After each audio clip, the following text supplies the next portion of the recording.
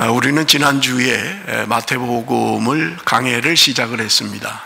그래서 지난주에 마태복음 4장의 말씀을 우리가 함께 은혜를 나눴습니다. 4장에는 예수님께서 세례를 받으시고 광야에 나가셔서 마귀에게 시험받는 내용이 기록되어져 있고요.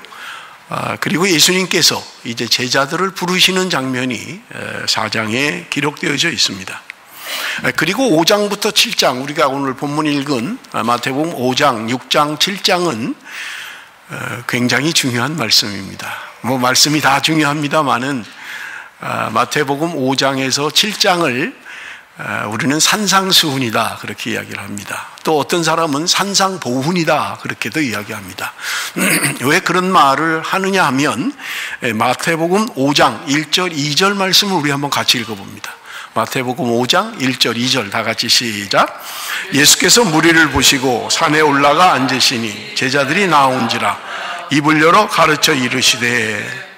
마태복음 5장을 시작하면서 예수님께서 무리를 보시고 산에 올라가서 그들에게 가르치시기 시작했다 그렇게 이야기하고 있어요. 그래서 5장에서 7장까지의 별명이 산상수훈입니다. 산 위에서 예수님께서 가르치신 설교, 교훈, 그래서 산상수훈이다 우리는 그렇게 이야기를 합니다.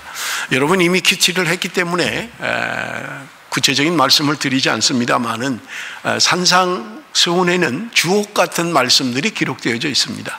우리가 잘 아는 팔복에 대한 말씀이 산상수훈 초두에 기록되어져 있는 것을 우리가 볼 수 있고요. 그런가 하면 너희는 세상의 소금이요 너희는 세상의 빛이다 라고 하는 말씀이 5장에 기록되어 있고요. 그런가 하면 간음, 맹세, 원수를 사랑하라 라는 말씀이 5장에 기록되어 있습니다. 6장은 예수님께서 우리들에게 가르쳐 주신, 우리가 보통 주기도문 그렇게 합니다마는 주님이 가르쳐 주신 기도에 대한 내용이 5절에서 15절까지 기록이 되어 있고요. 금식에 대한 이야기가 기록되어져 있습니다. 그런가 하면 보물을 하늘에 쌓으라 라는 말씀이 있고 하나님과 재물을 겸하여 섬길 수 없다 라는 말씀도 기록되어 있습니다.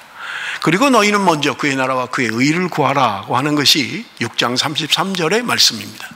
그리고 오늘 우리가 이제 읽은 7장이 산상수훈의 이제 마지막 장의 말씀인 것을 우리가 볼 수 있습니다. 우리 한번 7장 1절을 다 같이 한번 읽습니다. 1절 다 같이 한번 읽습니다. 시작. 비판을 받지 아니하려거든 비판하지 말라. 비판을 받지 않으려면 비판하지 말라고 이야기하고 있는 거예요. 여러분 우리가 비판 그러면 부정적인 의미로 사용하지요. 당신은 왜 이렇게 비판적입니까? 라고 하는 말을 할 때는 좋은 말로 사용하지 않지요. 부정적인 말로 사용하고 있는 것을 우리가 볼 수 있습니다. 그런데 사전적인 의미는 비판이라고 하는 말은 그렇게 나쁜 말은 아닌 것을 알 수 있어요. 현상이나 사물의 옳고 그름을 판단하여 밝히거나 잘못된 점을 지적하는 것, 그것이 바로 비판이다. 그러니까 사전적 의미는 그렇게 나쁜 것은 아니에요. 옳고 그름을 분별하는 게 비판이다 그렇게 이야기합니다. 그런데 비난이나 비방은 나쁜 의미를 사용하고 있어요. 누구를 비방한다, 누구를 비난한다 라고 하는 것은 아주 나쁜 의미로 사용되어지고 있는 것을 우리가 볼 수 있는 것입니다. 그럼에도 불구하고 오늘 본문에 비판하지 말라라고 하는 말을 우리가 어원적인 것을 좀 살펴보면 이렇습니다. 비판이라는 말과 6절에 나오는 말씀이 대조적으로 기록이 되어 있는데 분별과 비판은 구분을 해야 된다는 거예요. 비판하지 말라고 해서 아무 말도 하지 말아야 된다. 내가 좀 안 좋아 보이는데 잘못된 것 같은데 그냥 내가 입 다물고 있지. 그런 걸 말하고 있는 게 아니라는 거예요. 비판은 하지 말아야 되지만 분별은 해야 된다고 성경은 우리에게 분명하게 말씀합니다. 요한복음 7장 24절에도 공의롭게 판단하라 그렇게 이야기를 해요. 그런데 여기 판단하라라는 말이 오늘 우리가 읽은 비판이라는 말과 똑같은 단어입니다. 그러니까 비판이라는 말이나 판단이라는 말은 같은 단어를 사용하고 있다는 거예요. 그래서 이 성경을 번역하면서 제가 볼 때는 조금 잘못 번역한 것 같아요. 비판하지 말라라는 말보다는 판단하지 말라 이렇게 했어야 더 정확한 의미를 가지고 있습니다. 여러분 영어 성경을 보면 전부 다 공의, 킹 제임스 버전이나 NIV나 저지라는 단어를 사용하고 있습니다. 판단하지 말라는 거예요. 좀 의미가 다르죠. 판단이라는 것과 비판이라는 것은 우리가 의미가 달라요. 그런데 어원은 같다. 단어의 의미는 똑같다. 원어의 의미가 똑같은 단어다라고 하는 거예요. 그래서 사실은 비판하지 말라라는 말보다는 판단하지 마라라고 하는 게 더 원어에 가까운 해석이다. 여러분이 그렇게 이해를 하시면 될 것 같고요. 자, 비판하지 말라고 합니다. 판단하지 말라고 오늘 성경은 우리에게 말씀하고 있는 것을 우리가 볼 수 있어요. 여러분, 주님께서 우리에게 비판하지 마라, 판단하지 말라라고 사용한 것은 좋은 의미로 사용한 것은 아니에요. 우리가 때로 비난하는 것, 비방하는 것에 더 의미가 있는, 누군가를 정죄하는 것에 근거를 둔 말을 주님이 하지 말라는 거예요. 여러분, 우리가 2019년 우리 교회 표가 저기 있습니다. 행복한 성도, 행복한 가정, 행복한 교회입니다.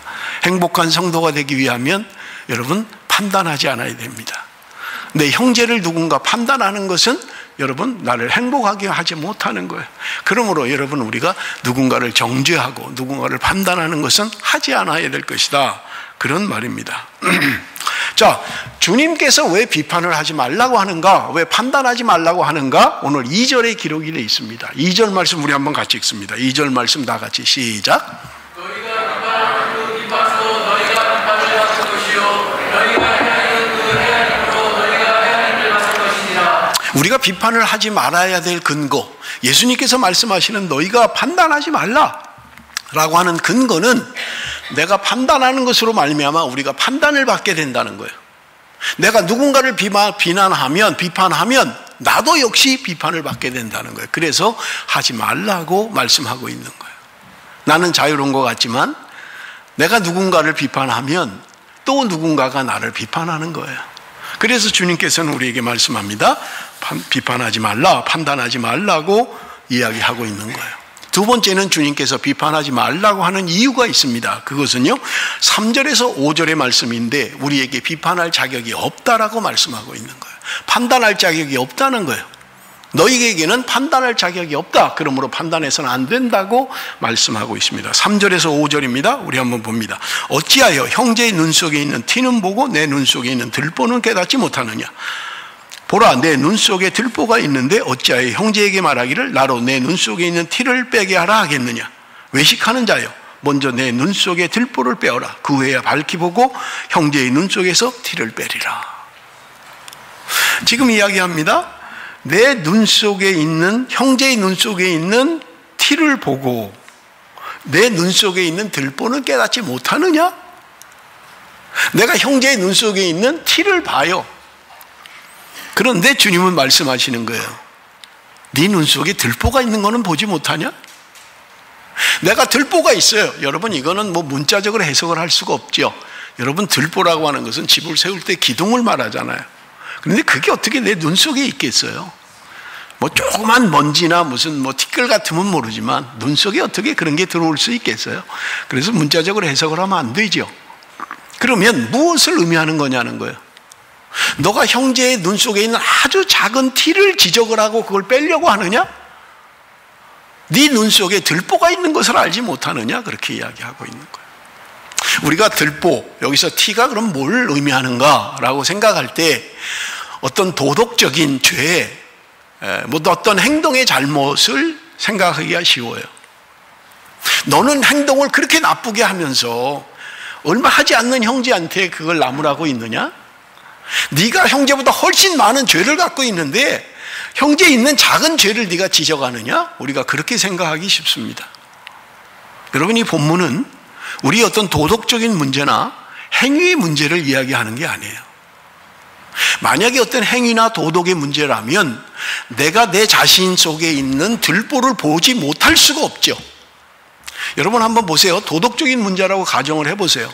내가 다른 사람보다 10배나 많은 죄를 졌어요. 근데 형제는 하나밖에 죄를 짓지 않았어요.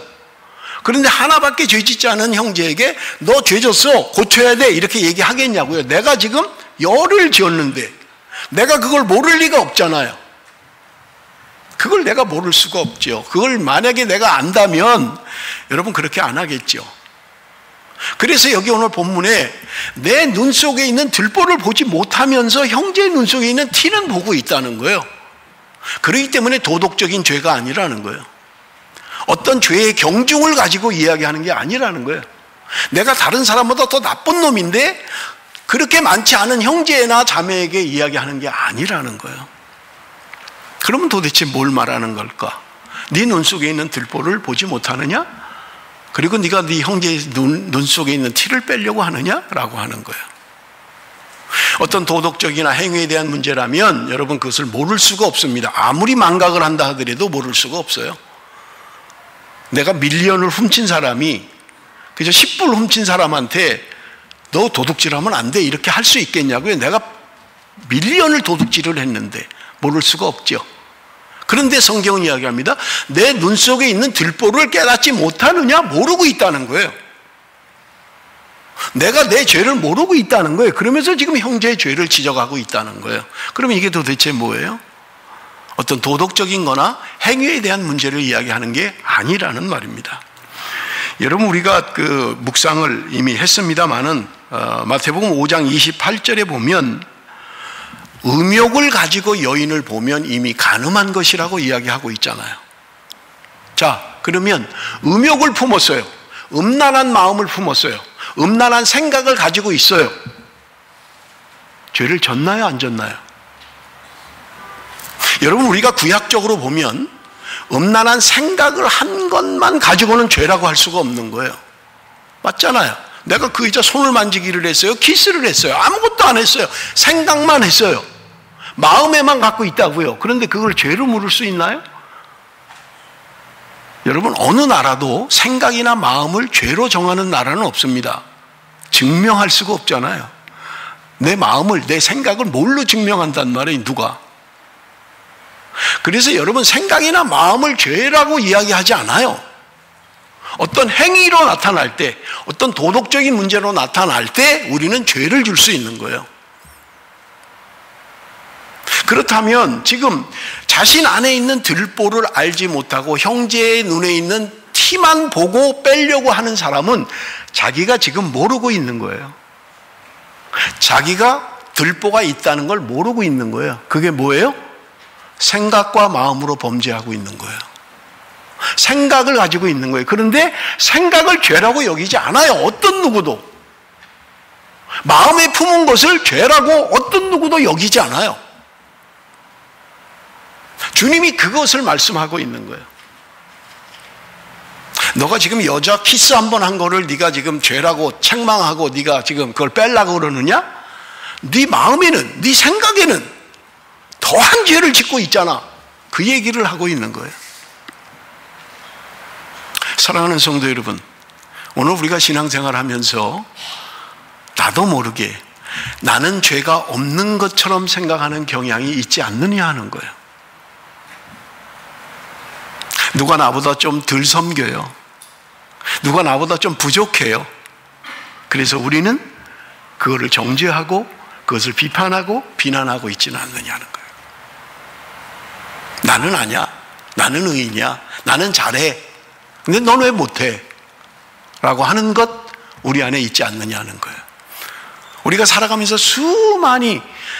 수없이 범죄하는 잘못된 것, 누군가를 향하여 물론 겉으로 나타내지는 않지만 속으로 정죄하고 속으로 판단하는 것 있지 않느냐 하는 거예요.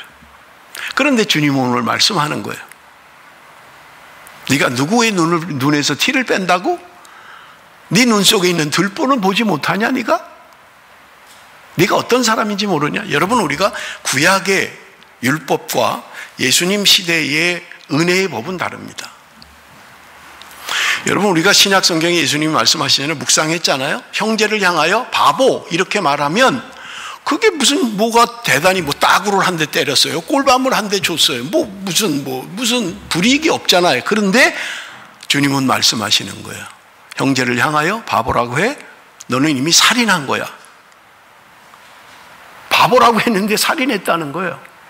그냥 생각만 했는데 너는 이미 간음했다는 거예요. 어떻게 살라는 거예요? 생각과 마음으로 범죄하지 않고 어떻게 살아요? 그런데 중요한 건 주님이 그것을 죄로 생각하고 있다는 거예요.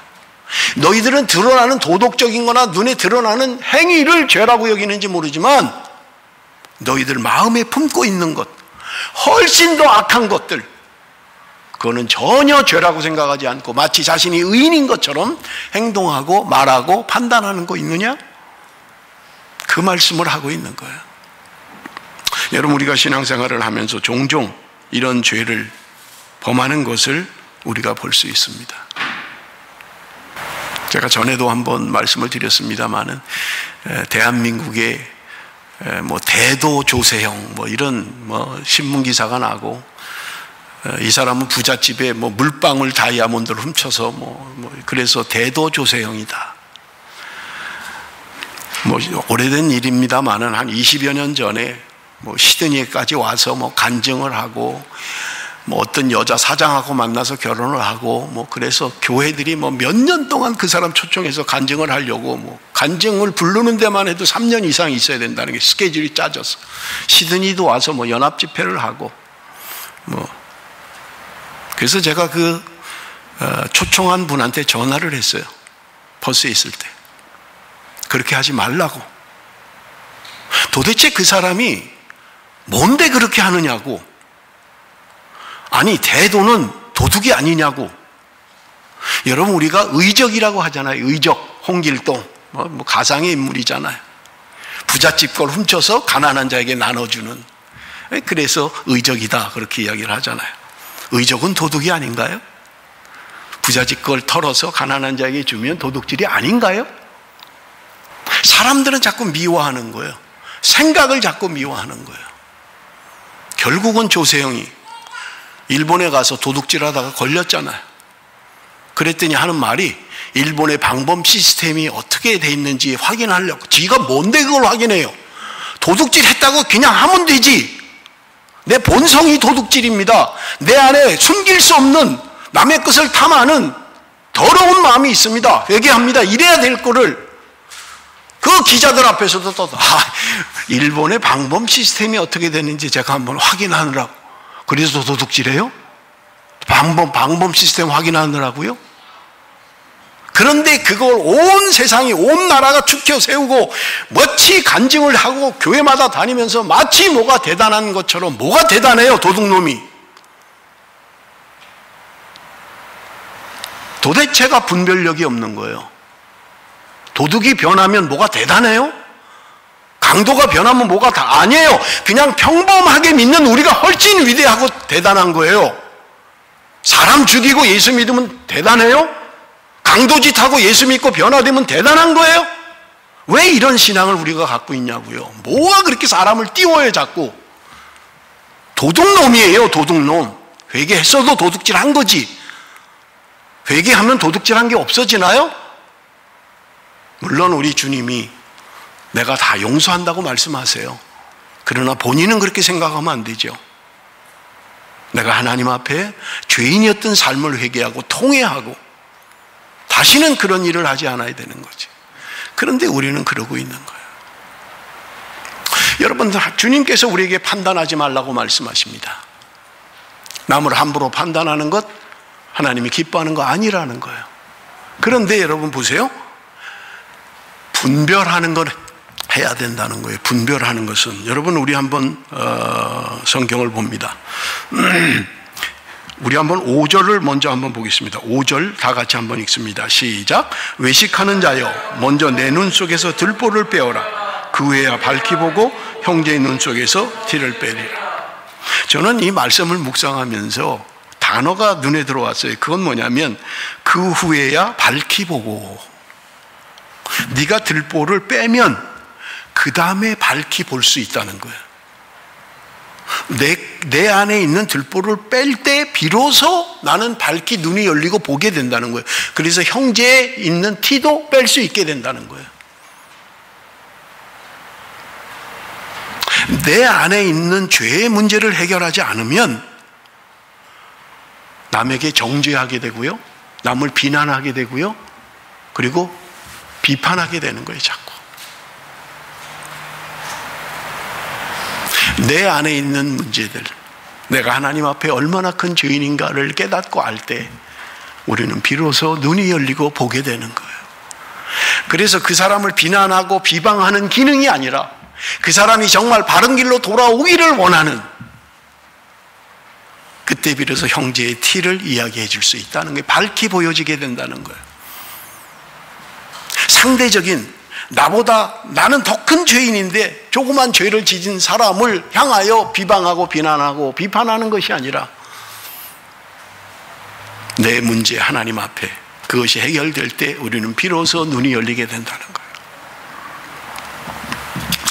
여러분 6절을 한번 좀 같이 읽어봅니다. 6절 말씀 다 같이 한번 읽겠습니다. 시작. 거룩한 것을 그에게 주지 말며 너희 진주를 그에게 앞에 던지지 말라. 그들이 그것을 발로 돌이켜 너희를 찢어 상하게 할까 염려하라. 여러분 오늘 본문을 보면 아주 이상해요.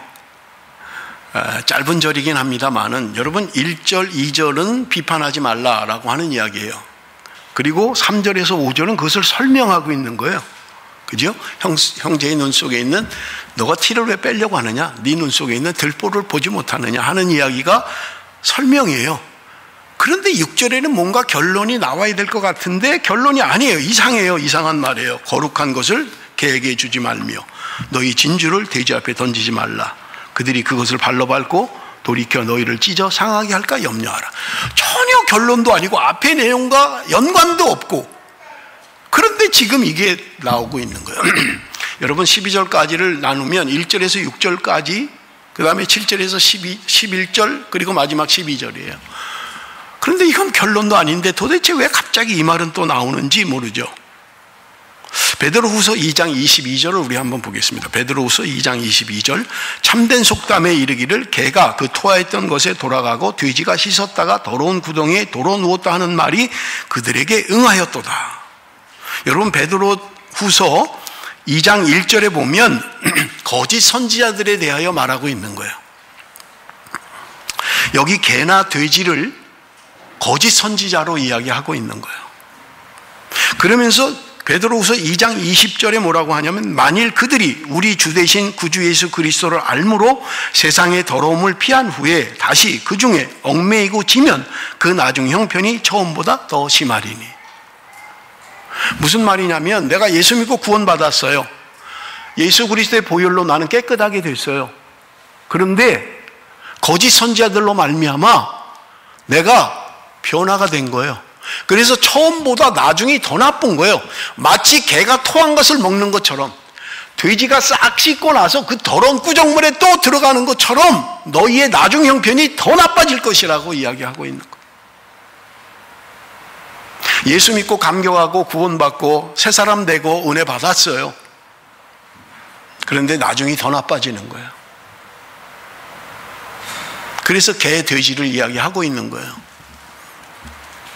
개는 사람이 토한 것, 그걸 먹고 있는 거예요. 돼지를 아무리 씻어나 봐야 구정물을 좋아하고요, 더러운 것 좋아하는 거예요. 그래서 지금 주님이 말씀하고 있는 거예요. 그건 뭐냐? 분별해야 된다는 거예요. 비판하는 것은 좋은 게 아니지만 분별해야 된다. 분별은 해야 된다는 거예요.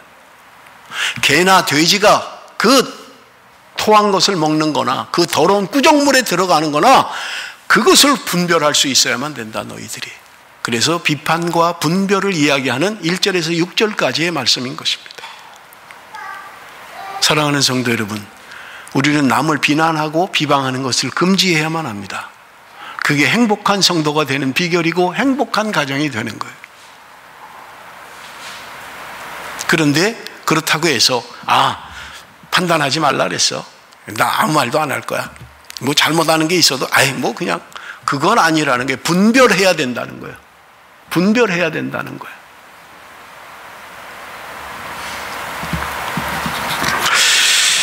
여러분 7절에서 11절은 우리가 잘하는 기도에 대한 거예요.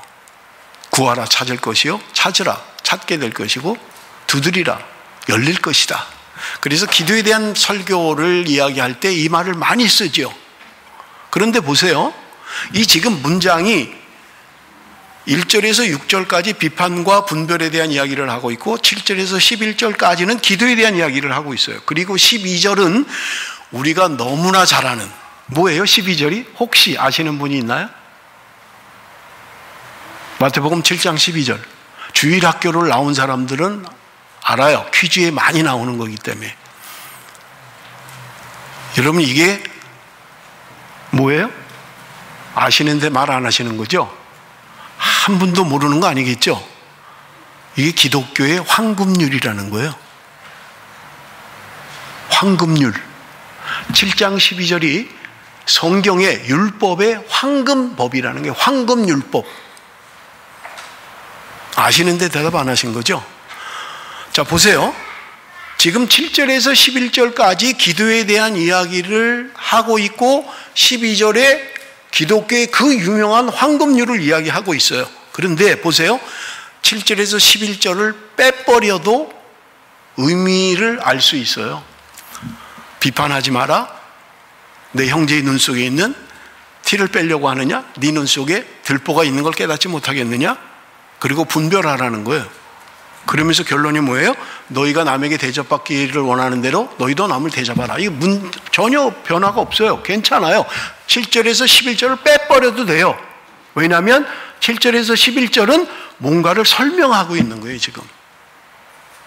그게 뭐냐면 비판과 분별과 기도가 연관이 있다는 거예요. 그래서 여러분 7장 7절을 보십시오. 7장 7절을 보면 7장 7절 없나요? 아까 만들어 놓으라 그랬는데. 네. 한번 같이 읽어봅니다. 시작.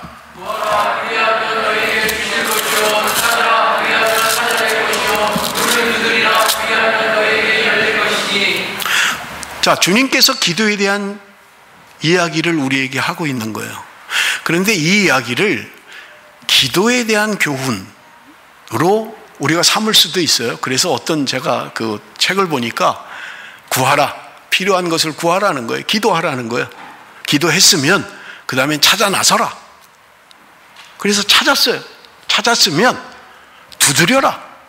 그래서 이 기도에 대한 뭔가 점층적인 행위를 요구하고 있다는 거예요. 기도만 하고 있지 말고 기도했으면 나가서 찾고 찾았으면 두드리고 그러면 열려.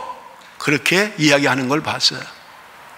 여러분 지금 왜 주님이 비판과 분별에 대한 이야기를 하면서 기도에 대한 이야기를 하고 있느냐 하는 거예요. 왜 지금 여기다 이걸 넣으셨을까? 그것은요, 내가 바르게 판단하는 것, 내가 바르게 분별하는 게 쉽지 않다는 거예요. 그렇기 때문에 너희는 기도해야 된다고 말씀하고 있는 거예요. 기도해야 바른 분별력을 가질 수 있고 바른 판단력을 가질 수 있다는 거예요. 내 생각이나 내 경험에 의하면 여러분 우리는 실수하게 된다는 거예요. 여러분 우리가 살면서 그런 걸 많이 겪지 않나요? 저도 수없이 잘못 판단한 게 많아요. 그때는 바른 줄 알았어요. 그때는 옳은 줄 알았어요. 그렇게 하는 게 맞는 줄 알았어요. 그런데 시간이 지나고 나니까 그때 잘못 생각했네. 잘못 판단했네. 우리가 그런 게 얼마나 많이 있습니까? 그렇기 때문에 내가 하는 판단이나 분별을 위해서 기도하라는 거예요. 기도해야 바르게 분별할 수 있고 기도할 때 바르게 판단할 수 있다는 거예요. 그러므로 여러분, 내가 무엇인가를 판단해야 할 때, 내가 무엇인가 분별해야 할 때 나의 이성만 사용하지 마시고요, 기도하라는 거예요. 하나님 지혜를 주십시오. 바르게 분별할 수 있게 해주세요. 바르게 판단할 수 있게 해주세요. 그래서 여러분 솔로몬이 1000번제를 드리고 나서 하나님이 꿈에 그에게 이야기하잖아요. 솔로몬아, 너가 원하는 것 뭐든지 줄 것이다. 솔로몬은 왕이었어요. 그런데 그 솔로몬이 지혜를 주십시오 그랬잖아요. 근데 사실은 지혜라는 말이 제가 설교할 때 말씀을 드렸죠. 지혜가 아니죠. 듣는 귀를 주십시오라는 말이에요. 듣는 귀. 아니 뭐 솔로몬이 귀가 멀어서 듣는 귀를 달라 그래요? 귀에 문제가 있어서 잘 듣게 해달라고 이야기하는 게 아니잖아요. 듣고 제대로 판단할 수 있도록, 들을 때 바르게 분별할 수 있도록 듣는 귀를 주십시오 했던 거예요. 내 생각, 내 판단, 내 경험으로 하는 것이 바른 게 아닐 수 있다는 거예요. 이게 우리가 살아오면서 느끼는 것들이잖아요. 그때 내가 왜 그렇게 생각을 했을까? 지나고 나면 후회를 하잖아요. 그때 그런 게 아니었는데, 그렇게 했으면 안 되는 거였는데. 우리가 판단하는 것, 분별하는 것, 기도해야 된다는 거예요. 왜냐하면 하나님이 주실 때 우리는 바르게 분별하고 바르게 판단할 수 있다는 거예요. 그래서 지금 이 기도에 대한 이야기가 여기 중간에 마치 없어도 되는데 삽입된 것은 너희들이 제대로 판단하고 제대로 분별하려면 기도해야 된다. 그래야 바로 판단하고 바르게 분별할 수 있다라고 말씀하고 있는 것을 우리가 볼 수 있습니다. 9절에서 11절은 하나님의 속성을 이야기합니다. 너희 중에 누가 아들이 떡을 달라 하는데 돌을 주며 생선을 달라 하는데 뱀을 줄 사람이 있겠느냐? 너희가 악한 자라도 좋은 것으로 자식에게 줄 줄 알거든 하물며 하늘에 계신 너희 아버지께서 구하는 자에게 좋은 것으로 주시지 않겠느냐? 육신의 아버지도 육신의 부모도 떡 달라고 하는데 돌 주는 사람이 있겠냐는 거예요. 생선 달라고 하는데 뱀을 주는 사람이 있겠느냐는 거예요. 없다는 거예요. 그런 사람은. 악한 자라도, 세상에 악한 부모라 할지라도 자기 자식에게는 좋은 것을 줄 줄 안다는 거예요. 그런데 하물며 하나님께서 구하는 자에게 좋은 것으로 주시지 않겠느냐. 그래서 기도해야 된다는 거예요. 기도할 때 하나님이 우리에게 판단력을 주시고 분별력을 주시고 좋은 길로 인도하시고 좋은 것을 주신다는 거예요. 여러분, 우리 마지막 말씀을 좀 한번 보겠습니다. 마지막 말씀, 우리 12절 마지막 말씀 다 같이 읽습니다. 시작. 그러므로 무엇이든지 남에게 대접을 받고자 하는 대로 너희도 남을 대접하라. 이것이 율법이요 선지자니라. 저는 성경을 읽을 때마다 이 말씀이 잘 이해가 안 돼요. 뭐 이런 거야 무슨 뭐 옛사람 성현의 말들도 얼마든지 있지 않아요? 뭐 소크라테스의 말, 무슨 뭐 성현의 말, 얼마든지 이거보다 더 좋은 말씀 더 많이 있잖아요. 대접받고자 하는 대로 너희도 대접하라. 이게 무슨 율법의 최고의 황금률이야. 황금률 이름이. 저도 뭐 퀴즈 대회 할 때 그렇게 하긴 했는데 이해는 잘 안 되더라고요. 아주 평범한 말 같은데, 뭐 대단한 말이 아닌 것 같은데, 너희가 대접받기 원하니 너희가 먼저 대접해. 이게 무슨 율법과 선지자의 이게 핵심이라는 거예요. 율법 중에 율법이요. 그래서 황금율법이라는 게 황금률이라고 이야기하는 거 잊지 마세요. 황금률이에요 이게. 근데 뭐 이게 뭐 차라리 친구를 위하여 목숨을 버리는 것이 위대하다 뭐 이런 게 더 낫지 않겠어요? 너희는 먼저 그의 나라와 그의 의를 구하라. 뭐 이런 게 훨씬 더 황금률인 것 같고 와닿는 것 같은데, 너희가 대접받고 싶은 대로 너희가 먼저 대접해. 이게 뭐가 그렇게 대단해요? 그냥 동네 아저씨들도 할 수 있는 말 아니겠어요? 평범한 사람도 할 수 있는 말이 아니냐고요. 그런데 이게 왜 그렇게 황금률로 됐느냐는 거예요. 대접을 받기를 원합니다. 우리는 누구나 대접을 받기를 원해요. 그래서 자기 스스로 대접을 하지 않는다고 이야기하는 사람도 있죠. 이렇게밖에 대접을 못하냐? 내가 누군데 이렇게밖에 못해? 라고 하는 사람도 있죠. 뭐 저도 가끔은 그런 생각을 할 때가 있습니다. 여러분, 성경의 창세기에 보면 아브라함이 천사를 대접하지요. 그런데 아브라함은 천사인 줄 몰랐어요. 그래서 히브리서에 부지 중에 천사를 대접했다 그렇게 얘기합니다. 손님 대접하기를 힘쓰라는 거예요. 부지 중에 천사를 대접했다. 천사인 줄 몰랐어요. 지나가는 객인 줄 알았어요. 그런데 아브라함이 불러다가 밥을 해먹이고 잠을 재운 거예요. 그런데 성경은 천사를 대접한 것이다 그렇게 이야기합니다. 여러분, 우리가 요한 1서를 묵상을 하고 설교를 들었습니다마는, 내가 눈에 보이는 형제를 사랑하지 못하면서 눈에 보이지 않는 하나님을 사랑한다라고 하는 것은 거짓말이다. 단정적으로 이야기하고 있는 거예요. 네 곁에 있는 형제를 사랑하지 못하는데 네가 눈에 보이지 않는 하나님을 어떻게 사랑한단 말이야. 거짓이야 그건. 성경이 우리에게 말씀하는 거예요. 마태복음 24장 25장에 보면 마지막 날에 어떻게 심판을 할 것인가를 말씀하고 있죠. 양과 염소를 나누시겠다는 거예요. 양은 오른편에 염소는 왼편에. 왼편에 있는 염소들에게 예수님이 책망하십니다. 너희들은 내가 굶주릴 때 먹을 걸 주지 않았다. 내가 목말라 할 때 마실 거를 주지 않았다. 내가 갇혔을 때 너희들은 나를 돌보지 않았다. 그러니까 염소편에 있는 사람들이 아유 주님이 언제 배고팠습니까? 주님이 언제 목말라 했어요? 아니 주님이 언제 갇혔단 말이에요? 갇혔으면 내가 그날로 찾아가서 대접하고 했지요. 아니 주님이 목말랐으면 언제라도 제가 제 거라도 다 갖다 드리고 다 했지요. 그때 주님이 하시는 말씀이 내 곁에 있는 작은 자에게 하지 않은 것이 나에게 하지 않은 것이다. 오른편에 있는 양에게 이야기합니다. 너희들은 내가 배고플 때 먹을 걸 주었다. 내가 굶주릴 때 목말라 할 때 마실 걸 주었다. 내가 헐벗었을 때 너희들은 옷을 주었다.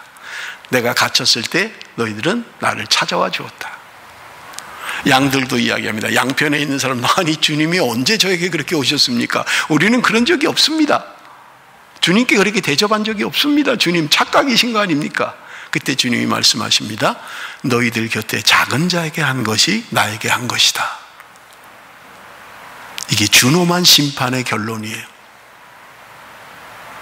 지금 내 눈에 보이는 내 곁에 있는 어려움을 당하는 형제자매, 그들에게 하는 것이 나에게 하는 것이고 부지 중에 천사를 대접하는 것이다. 그래서 이것을 기독교의 황금률이라고 이야기하는 거예요. 너희가 대접을 받고자 하느냐? 너희가 먼저 대접해라. 사랑하는 성도 여러분, 손님을 대접하다가 사람을 대접했는데 천사를 대접하는 거예요. 대접하기를 힘쓰라고 이야기합니다. 너희가 대접을 받고자 하는 대로 너희가 사람에게 대접해야 한다. 오늘 주옥 같은 주님의 말씀 산상수훈을 결론으로 이야기하고 있는 거예요. 그 결론이 뭐냐? 대접받고자 하는 대로 대접해라. 사랑하는 형제자매 여러분, 내 곁에 있는 사랑하는 성도, 한 교회를 섬기며 한 하나님을 섬기는 교회 안의 성도들, 그들을 섬길 수가 없다면, 그들을 대접할 수가 없다면 누구를 대접한단 말이에요? 지나가는 나그네를 대접하겠습니까? 모르는 사람을 대접하겠습니까? 내 눈에 있는, 내 곁에 있는 작은 자, 그 한 사람을 대접하는 저와 여러분이 될 때 주님은 말씀하십니다. 부지 중에 천사를 대접했다. 말씀의 결론을 맺습니다. 비판하지 말라고 말씀합니다. 남을 비난하고 비방하는 것을 금지해야만 합니다. 비판은 파괴력이 있습니다. 남을 향하여 비난하고 비방하는 것은 파괴력이 있어요. 그래서 어느 글에 보니까 3사람을 죽인대요. 비난한 사람이 죽고, 비난하는 말을 전달한 사람이 죽고, 비난을 들은 사람이 죽는다는 거예요. 누군가가 비난하는 이야기를 들었다면 전달하지 마십시오. 나에서 끝내버리세요. 그냥 아이 비밀인데 말하지 말라고 그랬는데까지 하면서 뭐 하려 얘기하는 거예요. 안 좋은 얘기를 그냥 중지하십시오. 그냥 끝내십시오. 그래야 서로 살아요. 행복한 가정, 행복한 성도가 되는 길은 여러분 금지해야만 합니다. 비난하고 누구를 비방하는 것을 중지해야만 합니다. 상처를 줍니다. 받은 사람은 알게 되면 상처가 돼요. 격려하십시오. 위로하십시오. 힘을 주십시오. 괜찮을 거야. 하나님이 도와주실 거야. 결국 그렇게 됐구만. 결국 그러더니 결국 그렇게 되네. 좋은 게 아닙니다. 결국 나에게 돌아옵니다. 너희가 비판을 받지 않으려면 너희가 비판하지 말라고 말씀합니다. 기도하겠습니다.